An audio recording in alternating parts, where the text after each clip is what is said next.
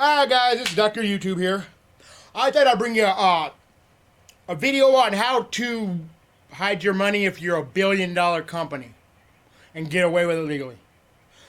And stuff Google doesn't want you to know how they get around paying their taxes. Okay? This is Young Turks. Check them out.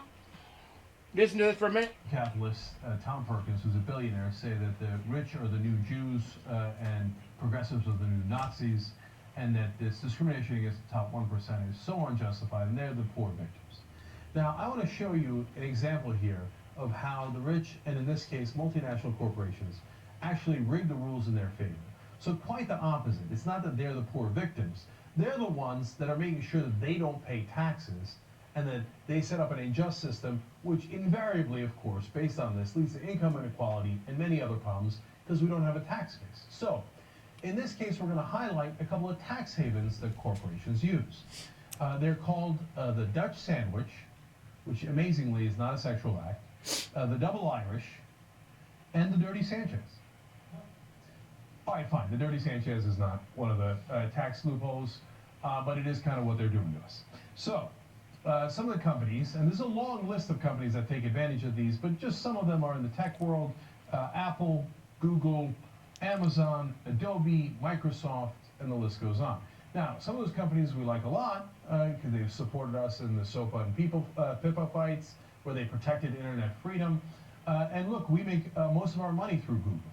So now let me jeopardize that. Me too. Sorry, guys. Google as an example.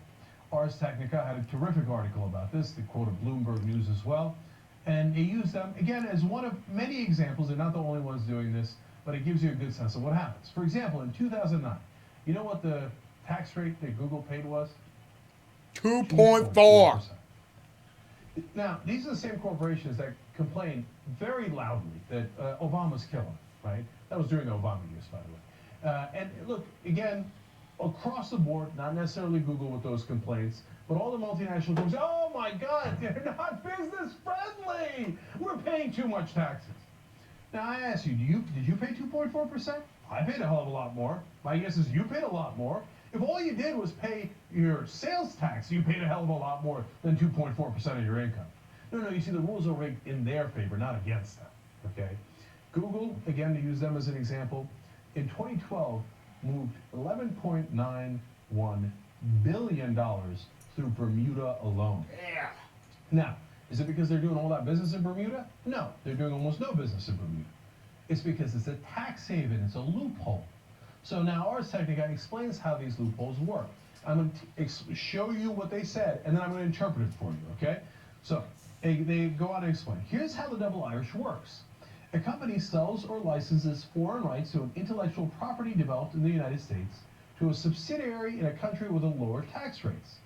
The result? Foreign profits that come from that tech, like the rights to Google's search and advertising technology, effectively the keys to the kingdom, are now attributed to that offshore subsidiary rather than Mountain View, California headquarters. So, who does Google license its tech to?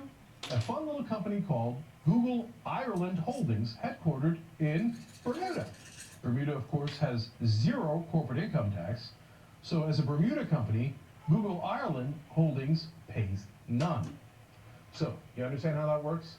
The most important part of Google's business, they say, oh, we don't own it here in California. No. That's a subsidiary we got in Bermuda that does business through Ireland. No. Oh, what's the tax rate in Bermuda? Will you look at that coincidence? It's 0%. We're letting him get away with this? That's insane. Of course, the reason we let him get away with it is because all of our politicians are bought off by all of these corporations. They pay them legal bribes. All this is legal, right? They say, okay, here's your campaign contribution. Here's your money to the conservative or, in some cases, corporate Democrat think tanks. And now you'll all go out and tell me why this makes sense, right? 0% rate in Bermuda. All right, there's more to this. This holding company based in Bermuda is owned by yet another Bermuda-based subsidiary, Google Bermuda Unlimited. That Unlimited Corporation means it is not required to disclose income statements, balance sheets, and other financial information. So as if it weren't enough that they're not paying any taxes on it, you can't find out about it. Sorry, it's all shielded by Bermuda law. Does anybody really believe that the heart of Google's business is in Google Bermuda Unlimited? I mean, if you're a politician in America and you want to close that loophole, you're really going to say, oh, no, yeah, Google does most of its business with Google Bermuda Unlimited. Who would be that stupid to believe that? No, they all agree to something that they know isn't true, so they can give them all the breaks in the world. All right, it's going to get more fun. Now they explain this part. But getting money tax-free from Ireland to Bermuda requires a stopover in Netherlands, the Dutch sandwich part. At Google Netherlands Holdings BV, this entity, according to Bloomberg, pays out about 99.8% of what it collects to the Bermuda entity the company filings show. The Amsterdam-based subsidiary lists no employees. Who's eating that Dutch sandwich? We're being forced to eat it, but there's nobody in Amsterdam. I mean, how brazen is it? Oh, no, we passed through twice through Ireland, and then we had the sandwich over in Amsterdam. There's no employees there. There's no tax in Bermuda. And all the business is done in the U.S. Of course, they have international business, but that's why they funnel all of this business through Bermuda so they don't have to pay the taxes, and they take advantage of these legal loopholes. Now, if we gave a damn, we'd stop those, of course. And in fact, the good news is some people do give a damn. So 15 countries have gotten together, the OECD, and they've decided they're going to pass a reform that tries to bring all the nations together to stop this. Of course, those corporations are livid. So it must actually be good reform, otherwise they wouldn't care, right? Anytime that Obama does fig leaf reform, oh, we're going to reform things. And the insurance companies are like, oh, great, you're going to give me more customers? Oh, yeah, go ahead, historic health care reform, right? But in this case, they're like, wait, no, don't hurt us. So this is real. And as Ars Technica explains, if such reform passed, it would harmonize tax law within the European Union, and ideally worldwide, such that these types of shell games, albeit legal, would no longer be necessary, and that would be wonderful. Of course, Europe is leading on this. The U.S., we're kind of run by those same multinational corporations. And finally, I go to their attorneys for their excuse, and I love this. Baker and McKenzie says, no, you don't understand. If we actually had to pay taxes, well, then some of our investors might not give us as much money. Oh, is that right? Huh. Like if you had to be treated like other American citizens. They say, in some cases, the market will give significant value to an enterprise even before the enterprise has revenue. Investors are willing to contribute capital to loss-making enterprises on the belief that these enterprises are investing heavily in the creation of value, which at some point in the future might be successfully monetized. I love that. Interpretation. Oftentimes our businesses lose money. Not in the case of Google, they don't, of course. But other businesses, we're in the tech world. We lose money all the time. If our investors didn't think that they were going to rob you blind with these lower taxes, they might not invest in us. And how is that our problem? Why don't you run a good business that makes a lot of money, which again, Google does, but not some of the others, right? So that you wouldn't have to worry about robbing us blind by not paying your taxes, right? I mean, the gall of them to say that. And they conclude by saying, tax policy should not allow the value created by investment to be taxed in jurisdictions whose only connection to the business is commercialization. Oh, that's awesome. Let me interpret. I mean, are you going to tax us where we actually do commercial business? No, you should tax us where we don't do business. Gall on these guys, man. Of course I'm going to tax you where you do business. That's the point of taxes. If you do business in California, you get taxed in California. Not in Bermuda, where there's conveniently 0% taxes.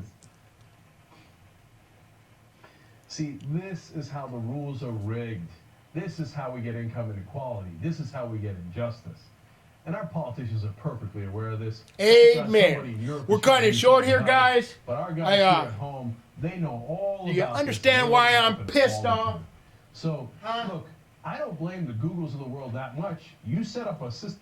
You know what I mean? Now, this video started about Google, but it's not Google's fault. When that's the way things are done. Do you understand? We have to change these laws, guys. And it won't be done by you just sitting there on your ass, hoping someone else will do it. You know, well, someone else will vote. Well, they'll take care of that, you know. I don't got the money for that. Let the politicians worry about that, you know. You need to strangle you because you don't stand up for the guy the grandpa and grandma stores at Walmart took out. Huh? But you just go buy at Walmart all day, and they got junk at Walmart. Walmart has junk. It's a big garbage bin, guys, and you go spend all your money there, argue every weekend with your girl about money over Walmart. Oh, how crazy is that? And then you guys just keep going and doing the same thing over, and you're in that little hamster wheel. And see, that's why people don't like me, because I can see this and I won't get on their hamster wheel. You know what I mean? And they're on the hamster wheel and they can't get off. So I can understand why people don't like me. But yeah, this is today's business. Later, guys. Subscribe, like, and comment. Thanks.